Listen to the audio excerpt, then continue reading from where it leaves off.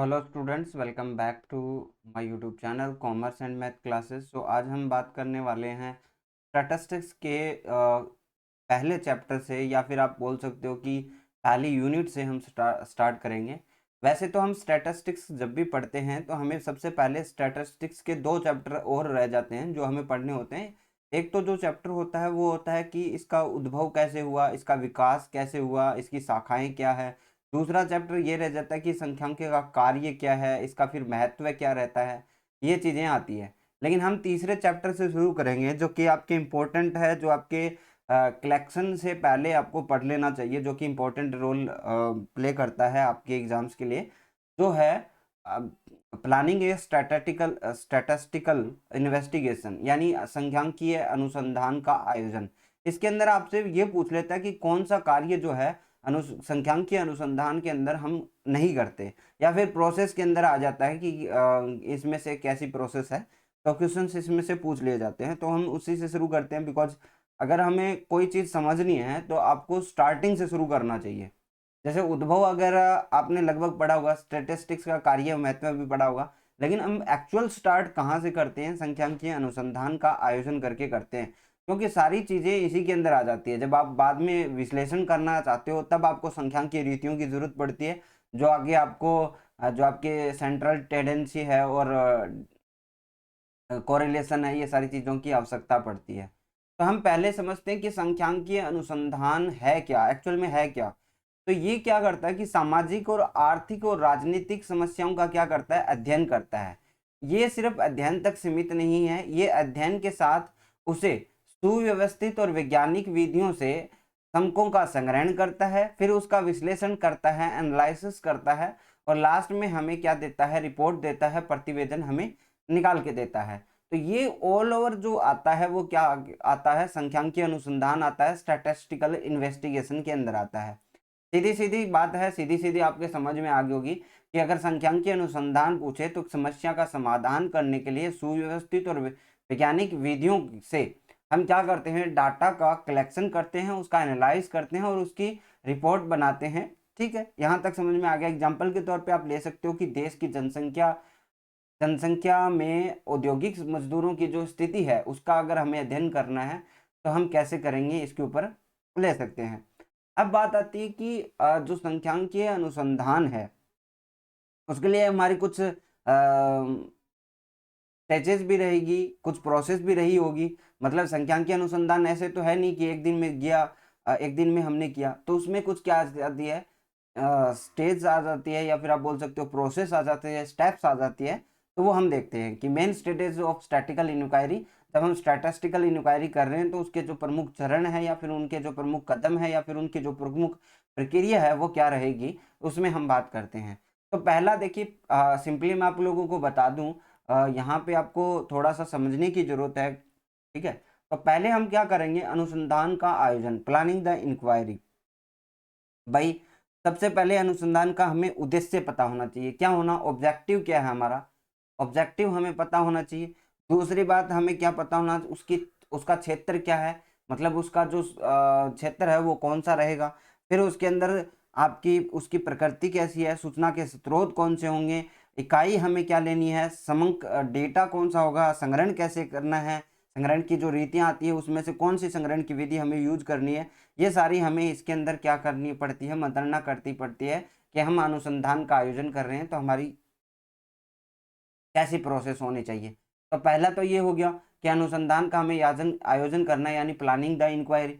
फिर हमें collection of data करना पड़ेगा। भाई हमने ये तो निर्धारित कर लिया कि आपका जो सूचना का स्रोत कैसा होगा, इकाई कैसी होगी, आपको कलेक्शन की जो विधि है वो कौन सी होगी। ठीक है, ये हम कर चुके हैं। अब हमें अंकों का संग्रहण करना है। संग्रहण करने के लिए हमारे पास जो कौन कौन से लोग होंगे, यानी एक तो हमें चाहिए रिसर्च, जो असिस्ट करने वाले होते हैं, रिसर्च यानी शोध सहायक, जिसे हम शोध सहायक बोलते हैं, वो होने चाहिए। फिर हमारे पास संगणक होने चाहिए, सर्वेक्षण करने वाले होने चाहिए। फिर क्या हम अनुसूचियों का उपयोग करने वाले हैं, या फिर हम प्रश्नावलियों का उपयोग करने वाले हैं? अगर अनुसूचियों का प्रयोग करने वाले हैं तो अनुसूचियों को भरने वाले होने चाहिए, है ना, प्रश्नावलियों को भेजने वाले होने चाहिए। वो सारी चीज़ें हमें क्या करनी पड़ती है? देखनी पड़ती है कलेक्शन ऑफ डेटा में। अब आप समझ रहे हो कि हमें स्टैटिस्टिक्स पढ़नी कैसी है, वो आप लोगों को समझ में आ रहा होगा कि हमने पहले क्या किया और दूसरे स्तर पर हमने क्या किया। अब हम तीसरे स्तर पर पहुंचते हैं कि संग्रहित अंकों का संपादन। अब डाटा तो कलेक्ट कर लिया हमने, क्या कर लिया, डाटा तो कलेक्ट कर लिया, अब डाटा को फिल्टर भी करना पड़ेगा भाई। उसमें से कुछ अनावश्यक डाटा भी हटाना पड़ सकता है, कुछ जो डेटा होता है वो शुद्ध ना होके जो बाइस्ड होता है उसको हटाना पड़ सकता है ना। तो उसके अंदर हमारी क्या रहती है, संपादन के अंदर हमें छंटनी करनी रहती है। जो हमारा डाटा कलेक्टेड है उसमें क्या करनी पड़ती है, एडिटिंग करनी पड़ती है। तो हमारा देखिए 3 काम कंप्लीट हुआ कि हमने अनुसंधान का आयोजन करना है, उसका हमने पता किया, हमने सारी रीतियां की, फिर समग्र संग्रहणों का हमने डाटा को कलेक्ट कर लिया। अब कलेक्टेड डाटा को हमने एडिटिंग में डाला और उसको फिल्टर्ड किया। फिर उसके बाद जो होता है हमें इसको क्या करना पड़ता है, वर्गीकरण करना पड़ता है। जैसे हमने औद्योगिक मजदूरी की स्थिति जानने के लिए की, तो उसमें महिलाएं हो गई, फिर उसमें पुरुष हो गए, उसमें कुछ पोस्टें होती है औद्योगिक मजदूरी में भी, तो वो कौन से हैं, उनमें हमें क्या करना पड़ता है, वर्गीकरण करना पड़ता है। उनकी हमें अलग अलग सारणियाँ बनानी पड़ती है, उसमें हम प्रस्तुत करते हैं ताकि हमारे के लिए क्या हो जाए, जब हम एनालिसिस करेंगे तो हमारे लिए सुविधाजनक हो जाए। क्योंकि हमें पता है कि सारणियन से हम डायग्राम अच्छे से बना सकते हैं, रिप्रेजेंट अच्छे से तरीके से किया जा सकता है। अब आता है समकों का प्रस्तुतिकरण। वर्गीकरण और सारणियन के पश्चात समकों को क्या करना पड़ता है, चित्रों से, रेखा चित्रों से, हिस्टोग्राम और ये सभी चीजें इसी के अंदर आ जाती है।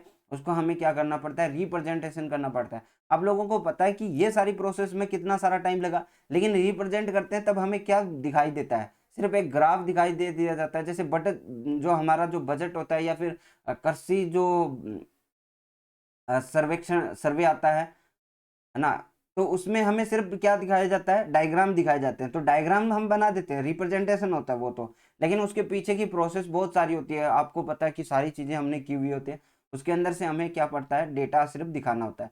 उसके बाद आता है विश्लेषण।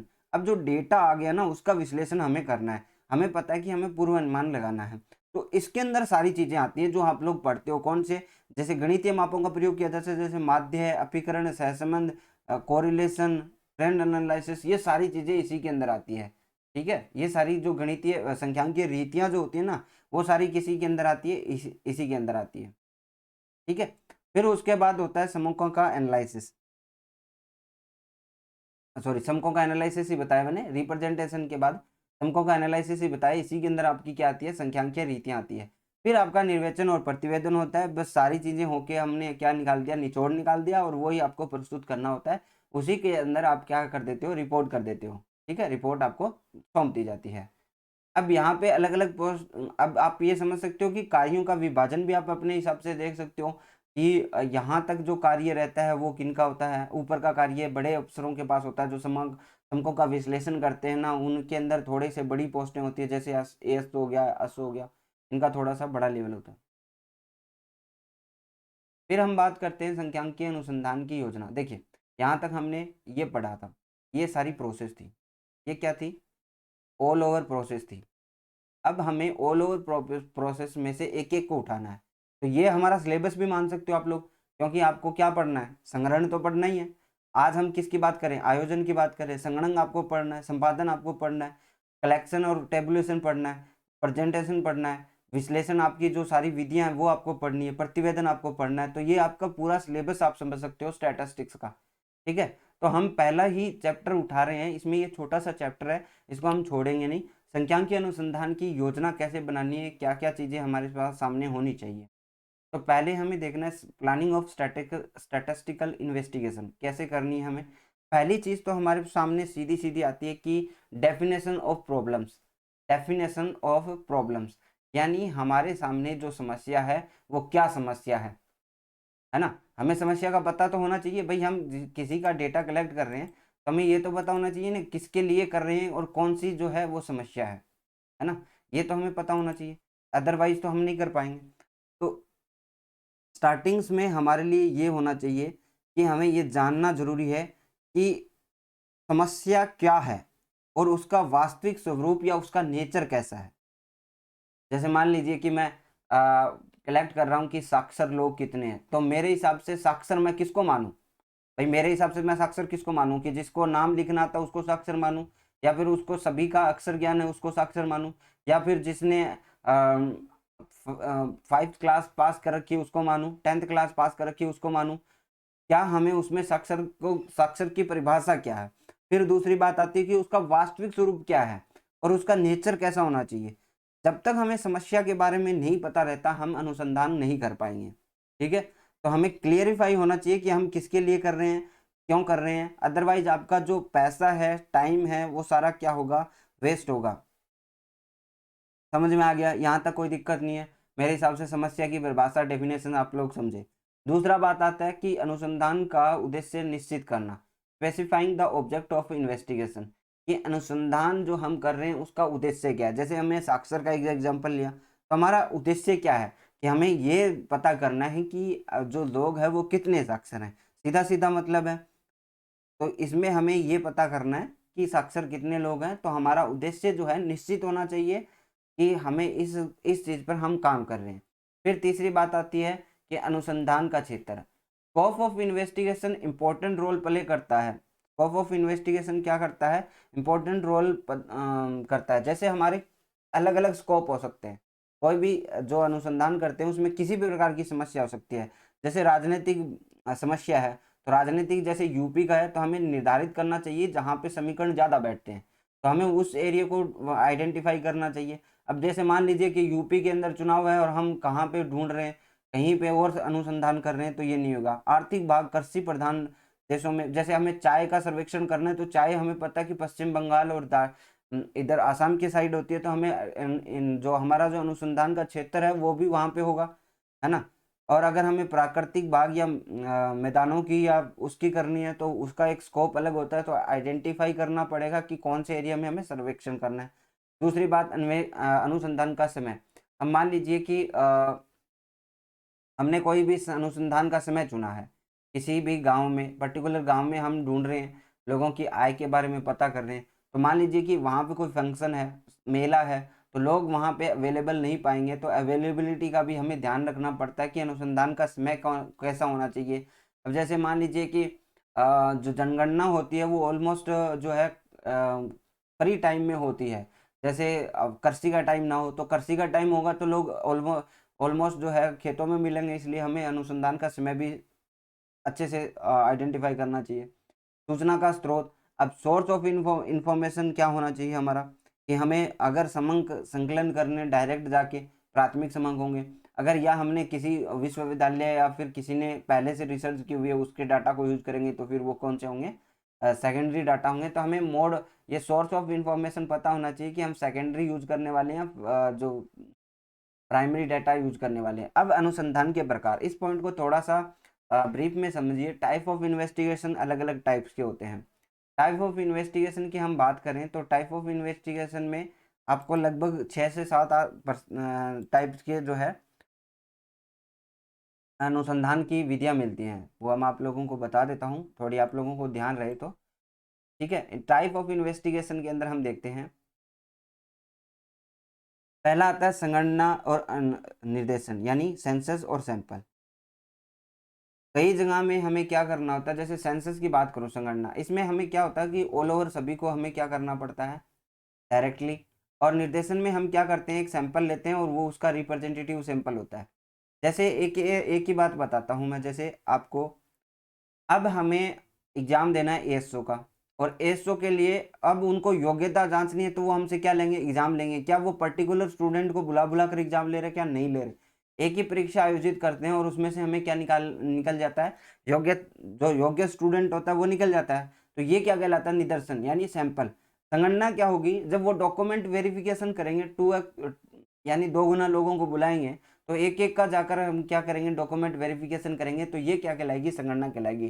दोनों ही एग्जाम्पल से आप समझ गए, इसमें मैं अदर आपको एक्सप्लेन नहीं करूंगा, सिर्फ आपको मीनिंग पता होना चाहिए, क्योंकि हमें सिर्फ ऑब्जेक्टिव क्वेश्चंस को मार करना है, आपको वहां पे रिटर्न एग्जाम नहीं देना, तो इसलिए आपको सिर्फ एग्जाम्पल से पता करना है संगणना क्या चीज़ है, निदर्शन क्या चीज़ है। प्रत्यक्ष और अप्रत्यक्ष आप लोग समझ सकते हो, डायरेक्ट इंटरव्यू से आपसे पूछा जाता है, या फिर अप्रत्यक्ष रूप से, या मतलब पहले से कलेक्टेड डाटा, या फिर आपसे किसी और सर्वे के माध्यम से आपसे पूछा जाता है। तो ये प्रत्यक्ष और अप्रत्यक्ष मेरे हिसाब से किसी के भी मुश्किल काम नहीं है। प्रारंभिक और पुनरावर्तन अनुसंधान। अब प्रारंभिक तो क्या होता है कि जैसे मान ले पहले कभी इसी चीज पे रिसर्च हुआ ही नहीं है या फिर उसका सर्वे हुआ ही नहीं है, ठीक है। और पुनरावृत्ति का मतलब क्या होता है कि हमारा फिक्स होता है, जैसे हम हर साल करते हैं, जैसे आपका इकोनॉमिक सर्वे है या फिर आरबीआई जो अपनी मॉनेटरी पॉलिसी है उसके अंदर जो रेट होती है वो क्वार्टरली जारी करती है। क्वार्टरली कुछ जो आपकी इंडेक्स जारी होती है वो सारी क्या आती है, पुनरावृत्ति में आती है, क्योंकि उसमें क्या होता है कि वही क्षेत्र है और उसी के अंदर आपको बार बार करना होता है। प्रारंभिक क्षेत्र ऐसा मान लीजिए कि कभी कभी कभी किसी ने किया ही नहीं है उसके ऊपर, वो होता है। गुप्त तथा सार्वजनिक अनुसंधान। आपका सरकार कुछ औद्योगिक इकाइयों के लिए कॉन्फिडेंशियल जो है आपका करवाती है अनुसंधान, इन्वेस्टिगेशन करवाती है, कुछ निजी संस्थानें भी करवाती है। तो उसमें आपका जो अगर मान लीजिए कि गुप्त है और उसको पब्लिक के लिए पब्लिश कर दिया गया है तो फिर वो क्या कहलाता है, सार्वजनिक कहलाता है, अदरवाइज वो गुप्त रहेगा। कर्मिक कर्मिक और विशेष। अब रेगुलर टाइम पे, अब जैसे मैंने बताया कि कुछ इंडेक्स है वो रेगुलरली बेसिस पे आपकी क्या होती है, जारी की जाती है, तो वो तो कर्मिक होगी, मतलब उसका रेगुलर आता रहेगा। विशेष ये होता है कि कुछ स्पेसिफिक चीज़ों के लिए, जैसे अभी रेलवे के एग्जाम के अंदर आया, एनटीपीसी का जो है एग्जाम के ऊपर उनका थोड़ा विवाद चल रहा है, तो उसके ऊपर स्पेशल एक कमेटी बैठी और उन्होंने सर्वे लिया है, उनमें लोगों से बात की है और उन उसके लिए हमने किया, तो ये क्या आ जाता है, एक स्पेसिफिक आ जाता है। सरकारी, गैर सरकारी और अर्ध सरकारी। अब इन्वेस्टिगेशन में सरकारी भी हो सकता है, सरकारी होता है तो आपको सारी चीज़ें अवेलेबल, जैसे जनगणना सरकार करवाती है तो उनके पास होते हैं संगणक, होते हैं इन्वेस्टिगेटर होते हैं, तो वो सारी चीज़ें कर लेते हैं। लेकिन आपका अगर गैर सरकारी है तो उसमें समस्या ज़्यादा आती है, खर्चा ज़्यादा आता है और उसके साधन भी बहुत कम होते हैं। अर्ध सरकारी में भी सेम सिचुएशन होती है बट हल्का फुल्का फर्क होता है। डाक द्वारा अथवा व्यक्तिगत, ये आप जानते हो, डाक द्वारा आप प्रश्नावलियां भेज सकते हो या फिर व्यक्तिगत तौर पर आप जाके मिलके उनको कर सकते हो। तो ये टाइप ऑफ इन्वेस्टिगेशन के अंदर आता है कि किस तरह का इन्वेस्टिगेशन हो सकता है, क्योंकि अभी हम जो पढ़ रहे हैं वो हम इनिशियल एज पे पढ़ रहे हैं, मतलब स्टार्टिंग जो हो रही है ना वो चीज़ हम पढ़ रहे हैं। तो आप लोगों को सब चीज़ें पता चल जाएगी धीरे धीरे। इसमें आपका यही फायदा रहता है कि आप लोगों को सही से सारी चीज़ें पता चलती हैं। अदरवाइज डायरेक्टली मैं अगर कोई भी टॉपिक उठाना चाहूँ तो उठा सकता था, बट मैंने बताया आप लोगों को कि हमें किस प्रकार पढ़ना है, वह चीज़ हमारे लिए इम्पोर्टेंट है। अब देखिए यहाँ तक मैंने आपको बताया, ठीक है, यहाँ तक मैंने बताया अनुसंधान के प्रकार से।